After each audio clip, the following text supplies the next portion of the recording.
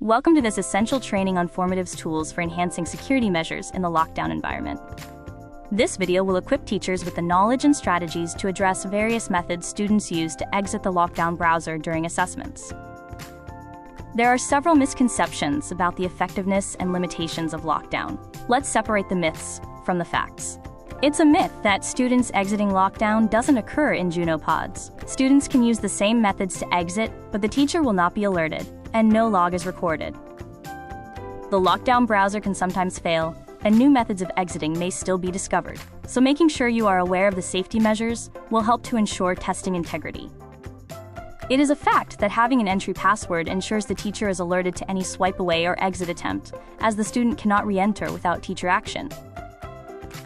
It is a myth that the reason for a pause is due to the lost internet access. Loss of internet won't trigger any alerts, pauses, or alter the timeline like the exit attempts will. Formative has implemented specific features to help teachers ensure testing integrity. Formative's enhanced security relies on auto-pause, a warning screen, and requiring a new entry password, forcing the student to alert the teacher before resuming. Actively monitoring the review/status and timeline section is vital during the assessment. When an assessment is paused, you can click on the Show Paused Details to review the status report to see what happened. It will report any swipe away and screenshot attempts. Teachers can optimize their test-assigned settings to minimize exit attempt opportunities. Under the Time Management section, be sure to schedule open and close times for each class period. This will ensure the students can't access it outside of the testing window. When students receive their scores or view the answer keys, the integrity of the assessment is lost. So in the grading and feedback section, set total attempts to 1, make hidden after submission, and don't show scores or correct answers. Assessments preserve more integrity if there are multiple versions. So in the content display section, toggle on display each item as a separate page, and display questions in random order. In addition, all item types with multiple response options have a toggle to randomize the options, like multiple choice or selection, categorizing, or drop-down, for example. And for any questions you need grouped together, use the new multi-part tool. If a student's attempt to exit the lockdown browser is successful, they will still need to get back into the assessment. Require a password using random numbers, letters, and/or symbols to enter.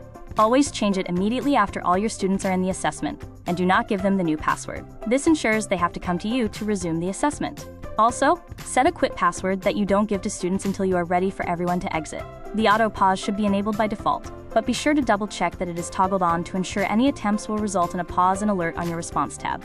Finally, in order to make sure neighboring students won't influence a tester, be sure to untoggle the release students after submission to make sure all laptops remain in lockdown until you are ready to release your students.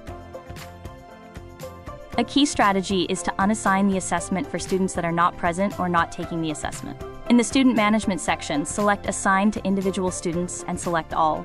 Then uncheck any student who is not taking the assessment and update.